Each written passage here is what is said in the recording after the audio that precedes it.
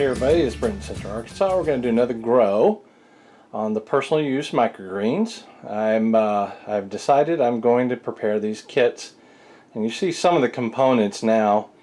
So let's get started on this grow, and I'll clarify later for anybody that wants to purchase these types of kits already made by me.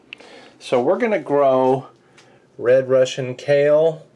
The seed is from October, right there. It looks like I got a little bit of moisture on that too. I hope that dries. But all right, so I put 25 grams of seed in in this mouthwash cup here, and that's what I'm going to use to spread. I've got my antifungal. These will be in the kits too. So I'm going to take the antifungal, give it a quick shake, and I'm going to spritz the top of the screen to wet it. And then I'm going to put the seed on, and the wetting prevents the seeds from hopping as much, and it coats the bottom of the kale to start the germination process. When I get through spreading this seed, we will put some more antifungal on top of it. Now the antifungal only goes on for about 3, maybe 4 days, depending on the environment and how fast it grows. So 25 grams in a little 10 by 10 like this is a good bit of seed, but that's how we grow ISG, and it is certainly possible to get a good amount of growth out of that. So we've got the 25 grams there. I went a little heavy in certain areas, but okay, so there's no light on here either because we don't need it until it's uncovered. So we're going to wet the seed here. This is a fine mist seed in this bottle, and it's got the super antifungal in it, which is potassium bicarbonate, oregano oil, high quality oregano oil, and potassium silicate is the emulsifier. So now I'm going to put a cover over it, turn on the bubbler, and I'll use the pump itself as weight for to hold the lid, hold this tray right next to this tray, which will help trap in moisture.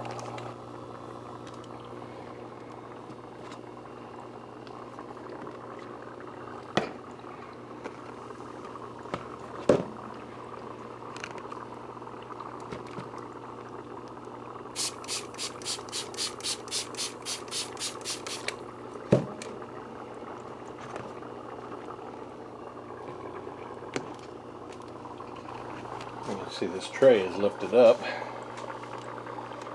and now we're going to look at why it's lifted up. Yeah. Alright, so now I'm going to put this upside down on here, and we're going to let them get taller and lift this up, and then once it lifts that up, we'll reveal them to the light. There's no longer a need for antifungal, just the first 3 to 4 days, usually about 3. Alright, you can see that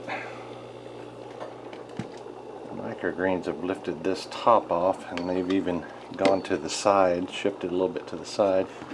That's what they look like, and they're pretty thick. And I've turned the lights on today for the first time, so I'm going to add some nutrient. It needs it. And we're going to let the lights grow the cotyledon leaves and make a microgreen. I'm going to point this out. See the bubbles there. You also see little plants in there, and that's somewhat normal for microgreen growings hydroponically on screen. You get some of them that just make their way into the water, and that's okay. They do fine. They'll stay alive. Starting to green up.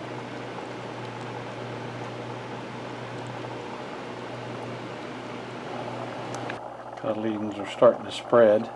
And there's a good bit of room in there right now, but sometimes there'll be little pieces of seed like right here on here, and one of the things I do for 2 reasons One, to help get the seed off a little bit, and also to spread the microgreens some, so the smaller ones down here may be a little further down, can get light better, because the ones higher, they'll develop faster and they'll end up shading the others. So one of the things you can do with longer stems like this is you can just rub the microgreens very lightly like this so you don't break them, and that'll help develop more cotyledon growth in the whole grow, and that'll create a heavier harvest, and it'll also remove any seed holes that may be attached. Time to rub these. I rubbed them once this morning already, and this is late afternoon.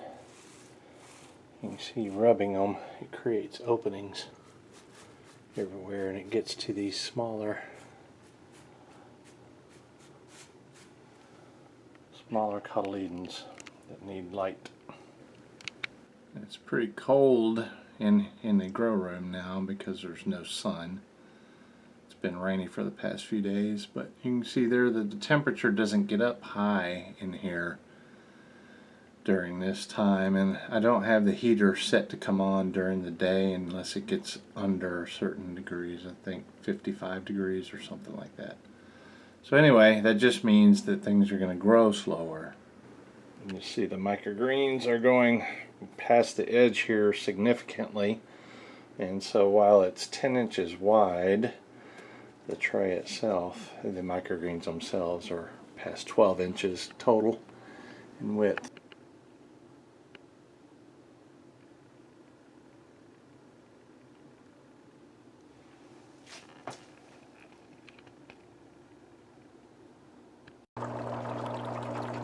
It is almost harvest time. It's easily could have been harvested any time between today and the last 3 or 4 days probably.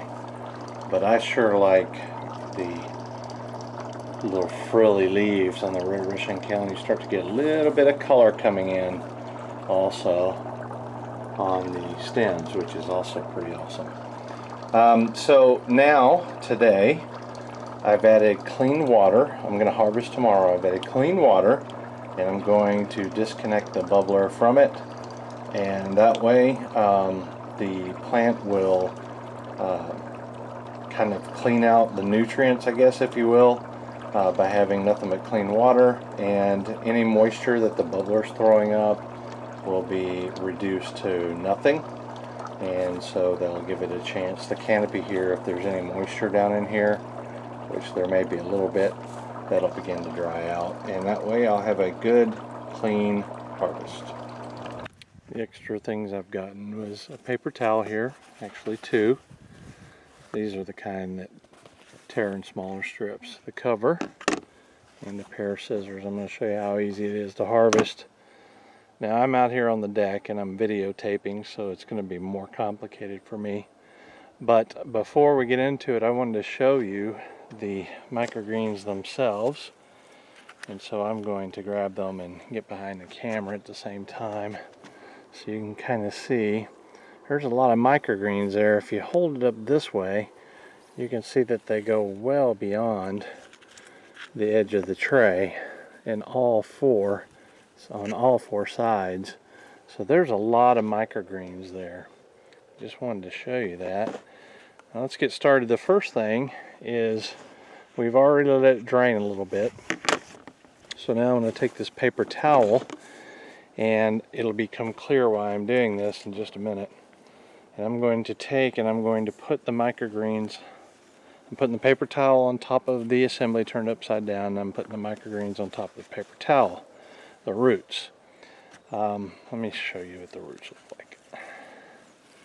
That's what they look like right now. Now they sat in clean water, if you don't recall that. And all this is doing right now, putting on top of the paper towel, is to get any extra moisture off, because I'm about to turn it upside down and harvest it. Okay, so I'm just going to let this sit for a couple minutes. Alright, I've adjusted the camera just a little bit to keep the shadow out. I'd like it to be as bright as possible for you. As you can see here that the towel is not dry, but it's definitely doesn't have a lot of moisture. I'm going to put the assembly on top of it so it doesn't blow away. Now what I'm about to do is I'm going to harvest it upside down. So all I'm going to do is I'm going to turn it upside down, and I'm going to take my scissors. Let me see that you can see me. And I'm going to cut them just like this while I'm holding it. And you can make lanyards that'll hold the tray itself where you don't have to hold it, but this thing is fairly light for me, and so all I'm doing is just going around and I'm cutting it. Now I'm cutting it at the same level as the tray. If I went up into it, I might, let me see if I'm in there. If I go up into the tray like this, it might cut the screen, but I'm going level with it. Alright, I'm going to tilt it just a little bit so that I can collect these microgreens. There's so many microgreens, and the reason why I'm cutting it upside down is to not, because if you cut it straight up, you're going to pull the microgreens and put them into a tray or something like that, and you could end up pulling other microgreens completely out with roots attached. So in this way, when you harvest it upside down, you get less roots coming out. Okay. There's still, as you can see, a little bit attached here, and there's so much microgreens in this that I probably should have used another container. But we're going to continue with this anyway. And I'm going to get over here on the side, and now you're a little bit in the shade, but the microgreens are. But I think you get the idea here now. All right. So that is the finished tray. Let me get behind the camera so you can, I can see you see what I'm seeing. That's the finished tray, and there is some root or stem length, but all that stem length is a little bit, maybe a little bit damp still, and a lot of seed in it. So by cutting it or harvesting it the way we did, the majority of that is in the tray, and it's piled up here now. This is the tray, the cover. This is the cover tray that comes with the personal kits, and it's a good to use this cover tray because you already have it, right? Okay, so what I'm going to do is something that you probably won't do, is I'm going to get a weight on these clean, because the way we grow, these microgreens are pretty pristine. But if you wanted to get extra little seed holes out, which is always going to be the case if you work with microgreens, there's always going to be seed holes, you can take and rinse them in the sink or a container of some sort, rinse it really thoroughly, and then put them in a salad spinner, which spins the greens and expels any extra moisture before you put it in the fridge or sell it, whatever you're going to do. These are for personal use, so I assume most people that are watching this still are interested in actual home consumption for the family. Now what I've got here is something I always tend to show, and that is the screen, because a concern always for you, if you watch any microgreen thing, let me put this out of the way just a little bit here, and I'm going to turn this upside down and remove the roots so I can put this on here. But a concern always with microgreens, especially soil or media grown microgreens, is that there's fungus in it. But with IHG, there's almost never any fungus at all with the way I grow. Let me tilt the camera down just a little bit so we'll get the actual screen in there. Okay. I can't tell you exactly why this is the case, but I learned that there's almost no mold ever in any of the microgreens. They're always extremely pristine looking. Extremely pristine looking. Beautiful microgreens. And so the concern in the past has always been that, you know, if you're going to grow the way you're growing, that is an environment directly for mold, and you're just going to have all kinds of issues. Well, that's not the case at all. That's not the case hardly ever. It's been so long since I've had issues with it.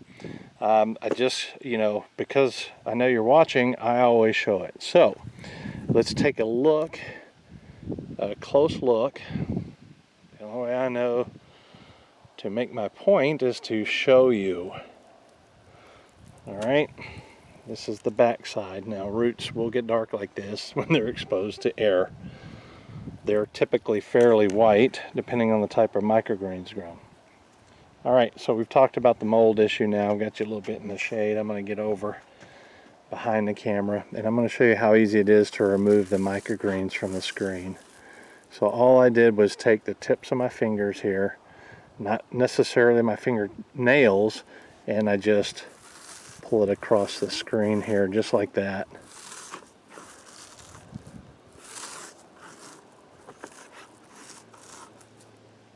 Okay, once I do that on that side, I go to the other side, and because I pulled the stems off, the roots are just barely hanging on there.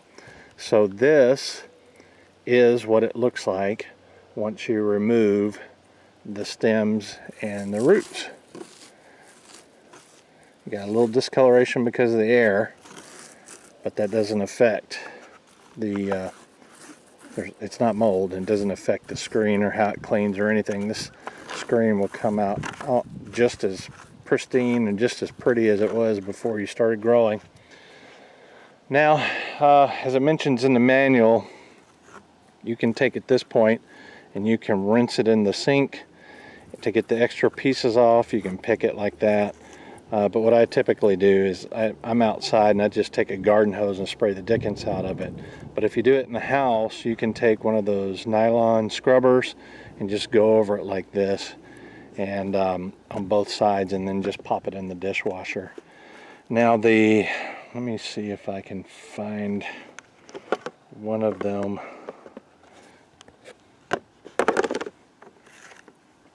You can see here that there is some discoloration, and that comes from the nutrients that are used to grow this. But if you stick these in the microwave, the dishwasher, screen it all, I'll show you a little bit of what it looks like to stack it in here.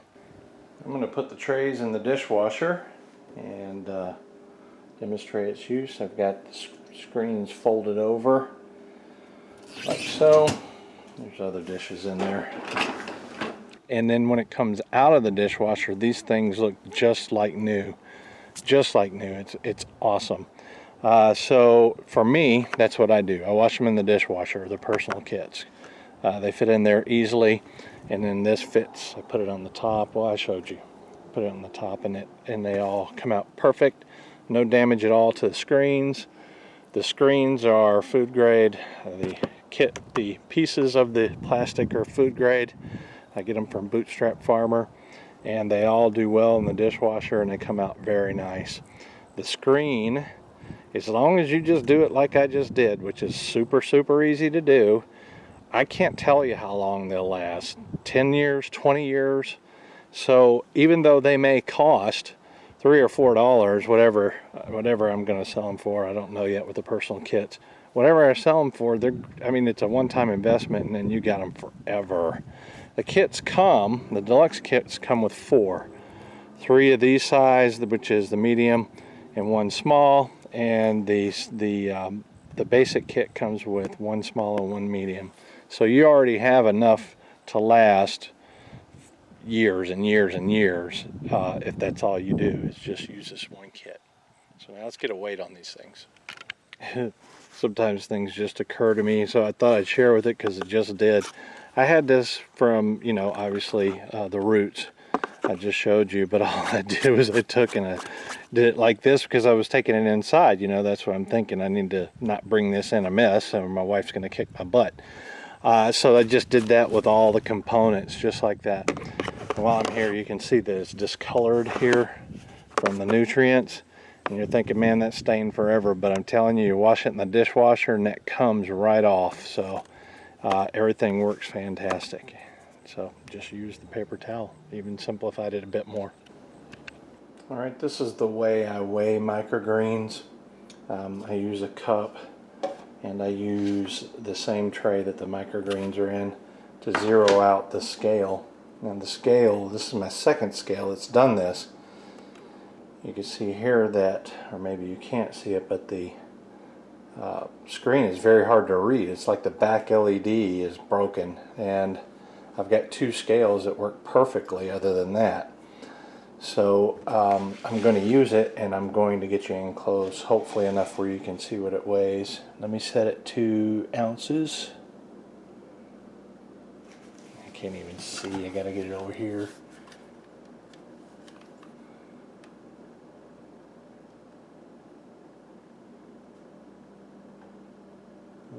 I had it. There we go. Alright. It says it's in ounces. And the number's just there because I was pushing down with my thumb. Okay, so the first thing we're going to do is we're going to put this on there. You probably might be able to see this now because this tray is actually covering out the light coming in. And so, yeah, I can see that you can see it. So tearing it out means zeroing it out. And so it's 0. So now, if I take this tray off, you'll see that it goes into the negative, the weight of the tray. And because of that, that means that when I put this identical tray on it with the microgreens on it, all you're going to get is the weight of the microgreens themselves. And this feels like a pretty good weight. I'd say about 3/4 of a pound is a guess. Oh boy, was I wrong. It's almost a pound. That's a good bit. Let me get this microgreen out of the way so you can see. It's 15.55 ounces, and you know 16 ounces equals a pound. This is a grow. When I used to pay attention to microgreen growers of all sorts all over the internet, people weren't even getting this amount of weight in a 10 by 20, and this is half of that. This is a 10 by 10.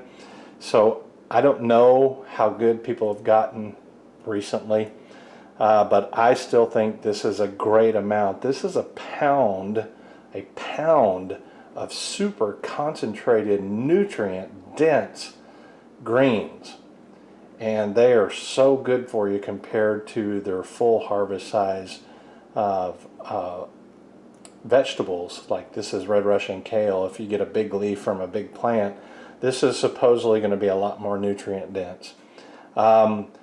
Whether or not that's true, I haven't actually tested myself, but that seems to be a fairly trustable thing on the internet from people who have tested it. So what I'm saying is, this is a pound, and the personal kits grow very, very well.